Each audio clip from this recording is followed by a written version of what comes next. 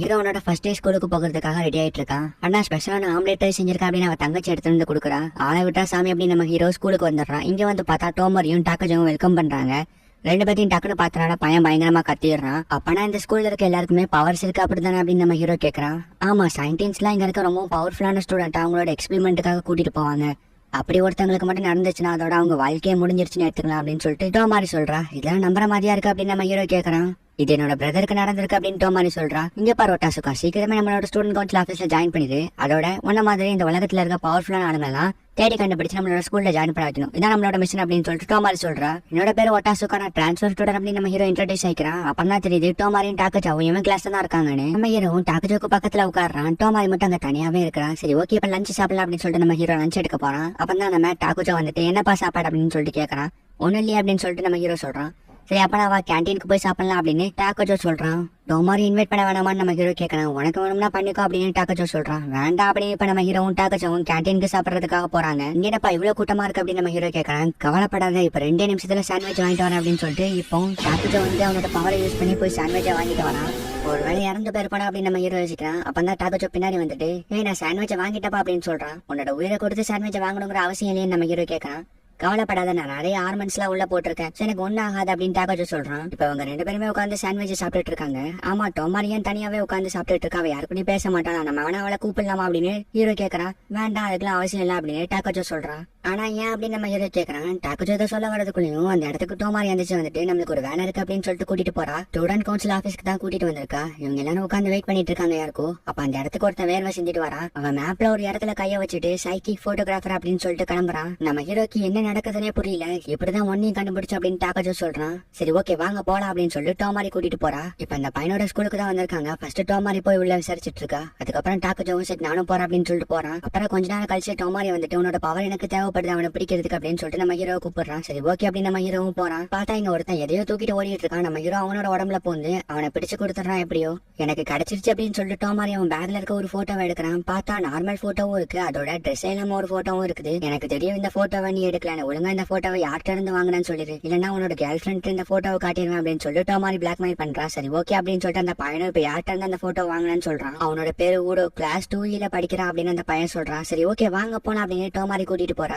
ஊடோ கிளாஸ்ல இருக்கானா இல்ல ஆல்ரெடி வீட்டுக்கு போயிட்டானா அப்படின்னு சொல்லிட்டு கிளாஸ் ஸ்டூடெண்ட்ஸ் கிட்ட விசாரிக்கிறாங்க. அவன் ஆர்ச்சரி கிளப்ல இருக்கிறதா சொல்றாங்க. சரி ஓகே அப்படின்னு இப்ப ஆர்ச்சரி கிளப்ல ஊடோவை பாக்குறதுக்காக போறாங்க. டோமாரி டக்குனு இன்விசிபிள் ஆகி கேமராவை தூக்கிட்டு ஊடாக்கு முன்னாடி வரா. இந்த போட்டோவை நீ தான் எடுத்திருக்க, எந்த சாஃப்ட்வேராலையும் இப்படி ட்ரெஸ் எல்லாம் மாக்க முடியாது, இது உன்னோட பவர் தானே அப்படின்னு சொல்லிட்டு டோமாரி கேட்கறா. என்ன பேசிட்டு இருக்க, அதெல்லாம் இல்ல அப்படின்னு சொல்லிட்டு அந்த பையன் சொல்றான். உண்மையை சொல்லணும்னா நான் என்ன பண்ணுவேன்னு எனக்கே தெரியாது அப்படின்னு சொல்லிட்டு டோமாரி மிரட்டுறான். என்னடி ஓவரா போயிட்டு இருக்க, நான் தான் சொல்றேன்ல நான் இந்த பண்ணல அப்படின்னு சொல்லிட்டு அந்த பையன் டென்ஷன் ஆகிட்டு இப்போ டோமாரியும் ஒரு போட்டோ எடுத்துறான். உனக்கு மட்டும் தான் பிளாக்மெயில் பண்ண முடியும்னு நினைச்சிட்டு இருக்கியா, இப்பவே இந்த போட்டோவை நெட்ல போட்டு உன்னை வெளியே தலை காட்ட முடியாம பண்ணி விடுற அப்படின்னு சொல்லிட்டு ஓட மிரட்டுறான். எப்படா பேசிட்டு இருக்கும் போதே அதுக்குள்ளே அந்த போட்டோ எடுத்த, இருந்தாலும் அந்த போட்டோ பாக்குறதுக்கு அழகா தான் இருப்ப அப்படின்னு சொல்லிட்டு டோமாரி சந்தோஷப்படுறா. இப்போ ஓட ஓட ஓடம்னா நம்ம ஹீரோ வந்துட்டு அந்த போட்டோவை டோமாரி கிட்ட கொடுத்துட்றா. இந்த போட்டோ எப்படி உன்கிட்ட வந்துச்சு, ஆமா இங்க என்ன நடந்துட்டு இருக்கு அப்படின்னு சொல்லிட்டு ஓட டென்ஷன் ஆகிட்டு இப்போ வில்ல எடுத்து டோமாரியை எய்ம் பண்றான். அந்த வில்ல வச்சு டோமாரி அட்டாக் பண்ணான்னு போகும்போது கரெக்டா டாக்குஜோ அந்த இடத்துக்கு வந்து ஜஸ்ட் மிஸ்ல வில்ல தூக்கிட்டு வெளியே போயிடுறான். அட்லீஸ்ட் இப்பவாச்சும் உனக்கு புரிஞ்சிருக்கும் எங்களை எதிர்த்து உன்னோட முட்டாள்தனமான ஐடியாலாம் யூஸ் ஆகாது. சோ ஒழுங்கா இப்ப நீ எதுக்கு இதெல்லாம் பண்ணிட்டு இருக்கன்னு சொல்லிடு அப்படின்னு சொல்லிட்டு டோமாரி கேக்குறா. நான் சொல்றேன் இதெல்லாம் காசுக்காக தான் பண்றேன் அப்படின்னு சொல்லிட்டு அந்த ஓடங்கிற பையன் சொல்றான். ஓ காசுக்காக தான் இந்த மாதிரி சூப்பர் பவர்ஸ் எல்லாம் இப்படி பயன்படுத்திட்டு இருக்கியா, சரி ஓகே அப்புறம் நான் உனக்கு ஆஃபர் தரேன். இந்த மாதிரியான பவர்ஸ் உன்கிட்ட மட்டும் தான் இருக்குன்னு நினைச்சிட்டு இருந்திருப்பேன், ஆனா அதுதான் கிடையாது. உன்ன மாதிரி நிறைய பவர்ஸ் கொண்ட பர்சன் ஸ்டார் ஓஷன் அகாடமில படிக்கிறாங்க. நீங்க அங்க வந்து ஜாயின் பண்ணனா உன்னோட பவர்ஸ் எல்லாம் எங்களுக்கு ஹெல்ப்ஃபுல்லா இருக்கும். ஒன்ஸ் உனக்கு ஏஜ் ஆகிற வரைக்கும் தான் இந்த பவர்ஸ் உங்ககிட்ட இருக்கும், அதுக்கப்புறம் ஒரு நாள் மறைஞ்சு போயிரும். அதுக்குள்ள இந்த பவரை வச்சு எவ்வளவு ஹெல்ப்ஃபுல்லான விஷயங்கள் பண்ண முடியுமோ அதெல்லாம் பண்ணிக்கணும். சோ அதனால இப்பவே ஸ்டார் ஓஷன் அகாடமில ஜாயின் பண்ணதுக்கான எல்லா வேலைகளும் ஏற்பாடு பண்ணிடுறோம், அதோட உன்னோட பினான்சியல் ஃபெசிலிட்டிஸும் நாங்க பாத்துக்கிறோம் அப்படின்னு சொல்லிட்டு டோமாரி சொல்றா. இப்ப அவங்களோட வேலையை முடிச்சுட்டு வீட்டுக்கு கிளம்புறாங்க. ஆமா உன்னோட அண்ணன் எப்படி இருக்காங்க, எங்க இருக்காங்க, அவங்களுக்கு என்னாச்சு அப்படின்னு நம்ம ஹீரோ கேக்குறா. நான் சொல்றதை விட நீனே பார்த்து தெரிஞ்சுக்கோ அப்படின்னு டோமாரி சொல்றா. எனக்கு புரியல அப்படின்னு ஹீரோ சொல்றா. நாளைக்கு நம்ம 2 பேருமே என்னோட அண்ணனை மீட் பண்றதுக்கு போனோம் அப்படின்னு சொல்லிட்டு டோமாரி சொல்றா. ஓ சரி ஓகே அப்படின்னு நம்ம ஹீரோ சொல்றான். இப்ப அடுத்த நாள் ஸ்கூல் முடிஞ்சிட்டு டோமாரி நம்ம ஹீரோ கூப்பிடுறான். நாங்க போயிட்டு வந்தோம் அப்படின்னு சொல்லிட்டு டாக்கஜோட சொல்லிட்டு இப்போ இவங்க 2 பேருமே போறாங்க. போறதுக்கு முன்னாடி டோமாரி லஞ்சு வாங்கிக்கிறா. இப்படி ட்ரெயின்ல தான் உட்கார எல்லாரும் முன்னாடி சாப்பாடு சாப்பிடுவியா அப்படின்னு சொல்லி நம்ம ஹீரோ யோசிக்கிறான். என்னாச்சுப்பா உனக்கு, நீ சாப்பிடலையா அப்படின்னு சொல்லிட்டு டோமாரி கேட்கறா. எனக்கு வேண்டாம் அப்படின்னு நம்ம ஹீரோ சொல்றான். சரி ஓகே அப்ப நானே சாப்பிடுறேன் அப்படின்னு சொல்லிட்டு டோமாரியும் சாப்பிட்டுறா. இப்ப அடுத்ததான் வந்து பஸ் பிடிச்சு அவங்களோட டவுனுக்கு போறாங்க. எங்க அண்ணனுக்கு என்னைக்கு சூப்பர் நேச்சுரல் பவர்ஸ் கிடைச்சிச்சோ அன்னைக்குதான் அந்த பிரச்சனை எல்லாம் ஆரம்பிச்சிச்சு அப்படின்னு சொல்லிட்டு டோமாரி ஒரு பிளாஷ்பேக் சொல்றா. அன்னைக்கு தான் எங்க வீட்டுக்கு ஸ்டார் ஓஷன் அகாடமில ஜாயின் பண்றதுக்கான ஸ்காலர்ஷிப் லெட்டர் வந்துச்சு. அதை எங்க அம்மா கிட்டே அண்ணன் கிட்டே சொன்னேன். அவங்க 2 பேருமே ரொம்ப சந்தோஷப்பட்டாங்க. எங்க அண்ணன் கிட்ட சூப்பர் பவர் இருக்கு. அது என்னன்னா வைப்ரேட்டிங் பவர். அதனால எங்க அண்ணனுக்கு கிட்டார் வாசிக்கிறதுனா ரொம்ப பிடிக்கும். சோ எங்க அண்ணன் அந்த ஸ்கூலுக்கு போனதுக்கு அப்புறம் அவனோட ஸ்கில்லை இம்ப்ரூவ் பண்ணி இன்னுமே டெவலப் ஆகலாம்னு நினைச்சான். ஆனா அன்னைக்கு ஒரு நாள் எங்க அம்மா, நீங்க 2 பேரும் போர்டிங் ஸ்கூல்ல சேர போறீங்க, இதுதான் நம்ம ஃபேமிலிக்கு கரெக்டா இருக்கும் அப்படின்னு அவங்க அம்மா சொல்றாங்க. ஆனா எங்க அண்ணன் அந்த ஸ்கூல்ல ஜாயின் பண்ணணும்னு ரொம்ப ஆசையோட இருந்தான். அவனால இதை ஏத்துக்க முடியல. அதே நேரத்துல எங்க அம்மாவும் பிடிவாதமா எங்க கிட்ட கெஞ்சி கேட்டாங்க, தயவு செஞ்சு போர்டிங் ஸ்கூல்ல சேர்ந்துக்கோங்கப்பான்னு. சோ எங்க 2 பேத்துக்கு வர வழி தெரியலனால நாங்க நார்மலான ஸ்கூல்லே ஜாயின் பண்ணோம்.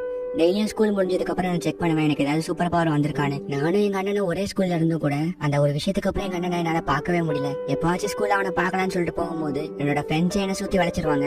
அதுக்கப்புறம் எங்களோட வாழ்க்கை அப்படிதான் நார்மலா போயிட்டு இருந்துச்சு. ஆனா இது கூட ரொம்ப நாளைக்கு நீடிக்கல. எங்க அண்ணன் கிட்ட சூப்பர் பவர்ஸ் இருக்குன்னு தெரிஞ்சுக்கிட்ட சயின்டிஸ்ட்லாம் அவனை ஒரு சப்ஜெக்டா யூஸ் பண்ண ஆரம்பிச்சாங்க. அவனோட பவர்ஸை வச்சு நிறைய டெஸ்ட் பண்ணாங்க. இந்த மாதிரி பண்ணும்போது எங்க அண்ணன் எந்த அளவுக்கு வலியை ஃபீல் பண்ணுவானு அவங்க கொஞ்சம் கூட யோசிக்கவே இல்லை. அவங்களோட வேலையை மட்டும்தான் அவங்க பார்த்தாங்க. இதனாலே எங்க அண்ணன் நிறைய டிப்ரெஷனுக்கு போனான். டிப்ரெஷனுக்கு போனதுக்கு அப்புறம் என்ன நடக்கும்னு எல்லாத்துக்கும் தெரியும். அவனோட சூழ்நிலையை கொஞ்சம் கொஞ்சமா இழக்க ஆரம்பிச்சான். எங்க அண்ணனை பத்தி எல்லாருக்கும் தெரிய ஆரம்பிச்சோன்னா அவங்க என்கிட்ட பழகிறத கொஞ்சம் கொஞ்சமா எடுத்துக்கிட்டு என்னையும் ஒதுக்கி வைக்க ஆரம்பிச்சாங்க.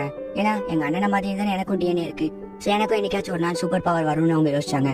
அதுக்கப்புறம் எங்க அண்ணனை மாதிரி என்னையும் டெஸ்ட் பண்ணி அவங்களோட கட்டுப்பாட்டுக்குள்ள வச்சு ரொம்பவும் கொடுமைப்படுத்துறாங்க. இந்த கொடுமைகள்லாம் அனுபவிக்க முடியாம நான் அங்க இருந்து ஓடி வந்துட்டேன். அதுக்கப்புறம் என்னாச்சு அப்படின்னு நம்ம ஹீரோ கேக்குறான். அதுக்கப்புறம் என்னோட வாழ்க்கையில ரொம்ப நம்பின ஒரு பர்சனை மீட் பண்ணேன் அப்படின்னு டோமாரி சொல்றா. அது யார் அப்படின்னு நம்ம ஹீரோ கேட்க வரதுக்குள்ளயும் நம்ம வந்துட்டோம் அப்படின்னு சொல்லிட்டு டோமாரி இப்ப அந்த அபார்ட்மெண்ட்டுக்கு கூட்டிட்டு போறா. அங்கதான் அவங்க அண்ணன் தங்கி இருக்காங்க. கதவு திறந்து உள்ள போனா பயங்கரமா தலைவணி எல்லாம் பிச்சு போட்டு கொடூரமா பண்ணிட்டு இருக்கான். டோமாரியும் நர்ஸ கூப்பிடுறான். உடனே அவங்க வந்து எல்லாத்தையும் கிளீன் பண்றாங்க. அண்ணா நம்ம ஆனா வெளியே போய் சீனியரிஸ் பாக்கலாம் அப்படின்னு சொல்லிட்டு டோமாரி அவங்க அண்ணனை கூட்டிட்டு வெளியே போறா. வாவ் இந்த இடம் சூப்பரா இருக்கு அப்படின்னு நம்ம ஹீரோ சொல்றான். ஒவ்வொரு தடவை இந்த இடத்துக்கு வரும்போதும் எங்க அண்ணன் கிட்ட ஏதாச்சும் இம்ப்ரூவ்மெண்ட் இருக்கும்னு நினைப்பேன். ஆனா இன்னைக்கு வரைக்கும் எந்த இம்ப்ரூவ்மெண்ட்டும் தெரியல அப்படின்னு சொல்லிட்டு டோமாரி ஃபீல் பண்றான். கவலைப்படாது, கண்டிப்பா ஒரு நாள் அவங்க அண்ணன் சரியாருவாங்க அப்படின்னு நம்ம ஹீரோ சொல்றான். சயின்டிஸ்ட பொறுத்த வரைக்கும் பவர்ஸ் உள்ள பீப்புள்ஸ் எல்லாம் ஒரு பேட்டரிஸ் மாதிரி. அவங்களுக்கு நல்லா ஒர்க் பண்ற வர அவங்க நல்லா யூஸ் பண்ணுவாங்க. ஒன்ஸ் இந்த பேட்டரியோட பவர் குறைஞ்சிச்சு அப்படின்னா நம்மள தூக்கி போட்டுட்டு கடையில போய் வேற பேட்டரி வாங்கிக்குவாங்க. சரி ஓகே, ரொம்ப நேரம் ஆயிடுச்சு, நம்ம இப்ப வீட்டுக்கு கிளம்பலாம் அப்படின்னு டோமாரியும் ஹீரோவும் அங்க இருந்து கிளம்புறாங்க. இப்ப நம்ம ஹீரோவும் வீட்டுக்கு வந்துடுறான். அண்ணா உன்னோட ஃபர்ஸ்ட் டே ஸ்கூல் எப்படி போச்சு அப்படின்னு ஐஎம்இ கேக்குறா. சூப்பரா போச்சு அப்படின்னு நம்ம ஹீரோ சொல்றான். சரி ஸ்பெஷலா இன்னைக்கு நான் கறி சூப் பண்ணிருக்கேன் அப்படின்னு ஐஎம்இ சொல்றா. என்ன எப்பவுமே ஆம்லேட் ரைஸ் தான் பண்ணுவேன் அப்படின்னு நம்ம ஹீரோ யோசிக்கிறான். இது எப்படி இருக்க போதுன்னு சாப்பிட்டு பாக்குறான். அட கடவுள், ஏதாச்சும் ஸ்பெஷல் இன்கிரீடியன்ஸ் ஏதாவது ஆட் பண்ணி அப்படின்னு நம்ம ஹீரோ கேக்குறான். ஆமா, நம்மளோட ஃபேமிலி நேம்ல ஒரு பீஸா சாஸ் இருந்துச்சு, அதெல்லாம் ஆட் பண்ண அப்படின்னு ஐஎம்இ சொல்றான். எப்படி இருக்கு, சூப்பரா இருக்கா ஐஎம்இ கேக்குறா. ரொம்ப சூப்பர், இதுக்கு ஆம்லேட் ரைஸே பரவாயில்ல அப்படின்னு நம்ம ஹீரோ யோசிக்கிறான். வழக்கம் போல தூங்குறதுக்கு முன்னாடி நம்ம ஐஎம்இ ஸ்டார்ஸ் எல்லாம் பாத்துட்டு இருக்கா. நம்ம ஹீரோவும் போய் அந்த ஸ்டார்ஸோட அழகெல்லாம் பார்த்து ரசிக்கிறான். இந்த இடத்துல இந்த எபிசோட முடிக்கிறான்.